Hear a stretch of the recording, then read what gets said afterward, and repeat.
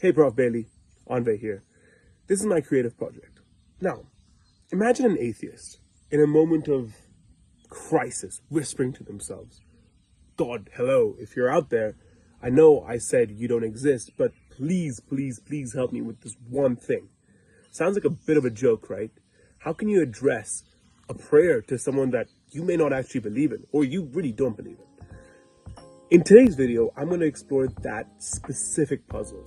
And as a result, I'm going to be talking about the atheistic prayer. Yes, atheists praying to God, based on the paper by Kleinschmidt. It's a common assumption that atheists can't really pray, or at least not pray in like a meaningful way. Many religious believers say, and it's common knowledge, that if you're praying, you must believe even a little bit that someone's listening. And I think that many atheists would agree with that. They might joke that praying as an atheist is like writing to the tooth fairy or asking Santa Claus for a gift. There's even a very old saying that's no atheists in foxholes, implying very much so that when things do get dire, even the non-believers will secretly start praying. This sort of underlines that the idea that prayer only makes sense if you truly believe in God. And if you truly don't believe in God, then what's the point in praying? Kleinschmidt's paper actually challenges this assumption head on. She kind of says that rational atheistic prayer is possible. In other words, an atheist can pray without betraying their atheism and lapsing into a potential irrationality. But how is that possible? And so Kleinschmidt actually looks at two main arguments and objections that people have. One, which is the metaphysical, about what prayer is and whether it is and whether it's even coherent for atheists. And the other, which is epistemic, about what an atheist can consistently believe or imagine while praying. She then kind of shows that despite these objections, an atheistic prayer can still be meaningful. Let's break down these arguments and see how an atheist might genuinely say amen with a straight face. Okay, first, the metaphysical challenge. Now, let's not let the word scary. It's not that scary. Metaphysical basically just means having to do with being basic nature or the possibility of something occurring. So Kleinschmidt's metaphysical objection says that an atheistic prayer is incoherent by definition. Like, think about it. If a prayer is essentially talking to God, then someone who doesn't really believe in God would seemingly have no one to talk to, right? It's like if I'm trying to ring my friend and I've been convinced that the friend doesn't exist, then who am I actually dialing?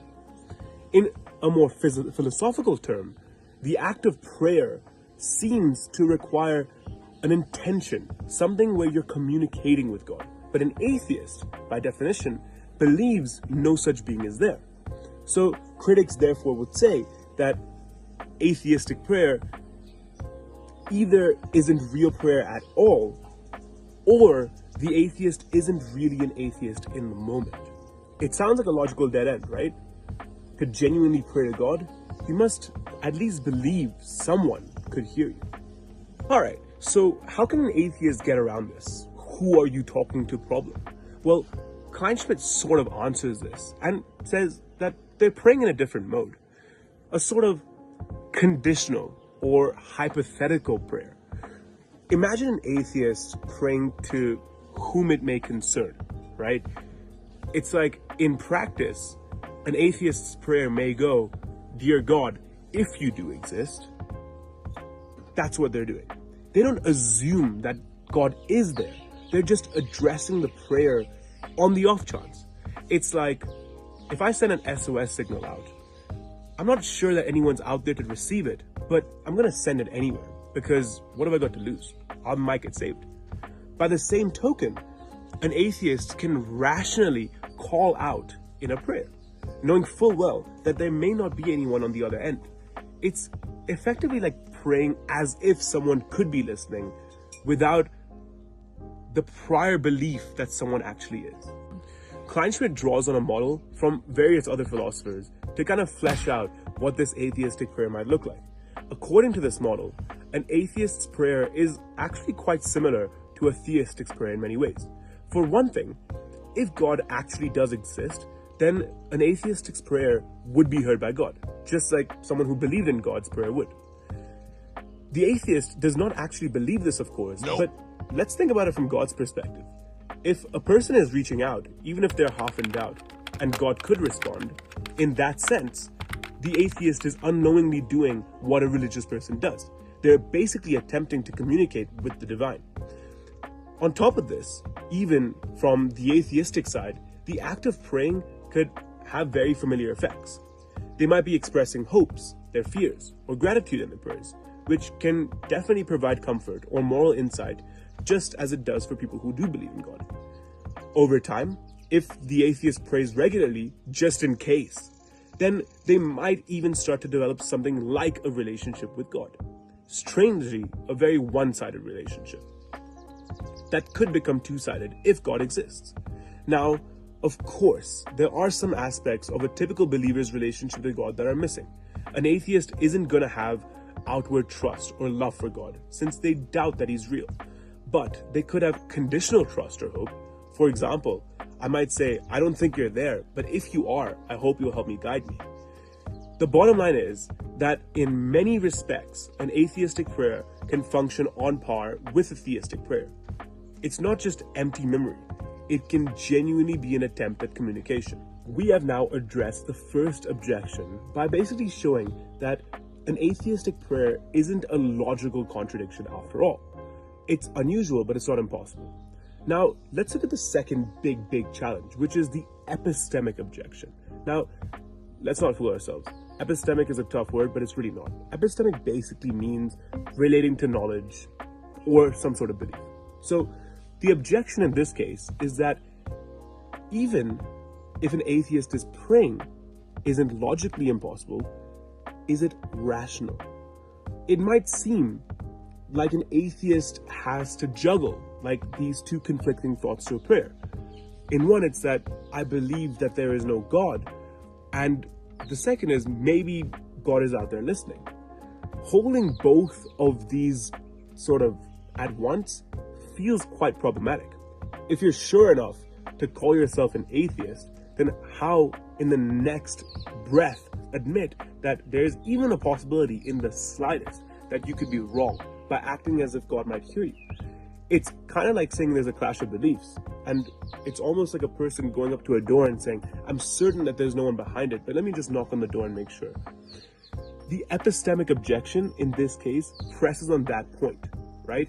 Perhaps to pray at all, you have to kind of crack that disbelief. And if you allow yourself to crack, maybe you're not really convinced in your own atheism. So Kleinschmidt doesn't actually shy away from this challenge. She does offer a few responses to this and say that an atheist can pray without falling into that whole irrationality or self-contradiction abyss. Firstly, she says that belief isn't an all or nothing situation. In real life, we actually operate with various degrees of certainty and uncertainty. You might believe something super strongly, but still acknowledge that there's a slim possibility of me being wrong. For example, I might say, Prof. Bailey doesn't actually believe in investing in Bitcoin, but there is a chance that he does. That doesn't mean I never truly believe Prof. Bailey. It just means that I'm open to a slim chance of error. So similarly, an atheist in this situation can firmly believe that there is no God, but at the same point in time admit and say, well, I might be wrong. In fact, many atheists actually grant that they don't and they can't be 100% certain. They just find God's existence super unlikely. This is not a weakness or a contradiction as a whole. It's just me being honest intellectually. So when an atheist prays, they're not abandoning their disbelief. They're just opening themselves to a space of uncertainty that they've kind of acknowledged. Second, Kleinschmidt suggests that prayer might not actually require the belief that God exists at all. or at least not in the way that we normally think of belief. An atheist could pray out of hope or desire rather than belief.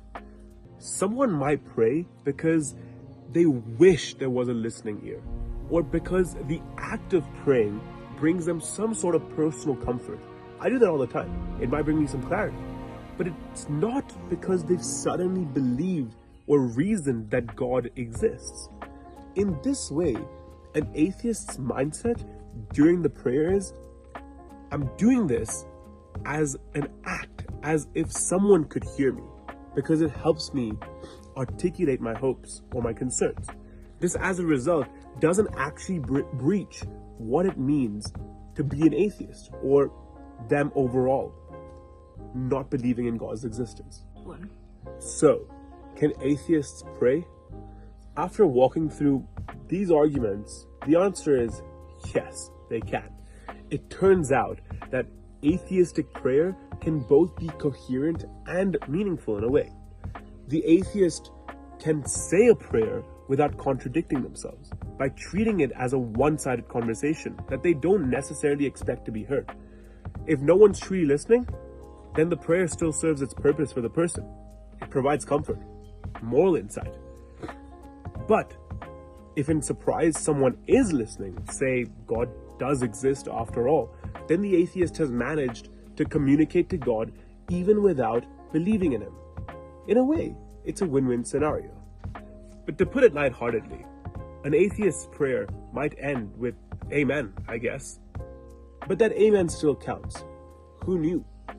An atheist can pray and still stay an atheist. And that's a pretty profound takeaway.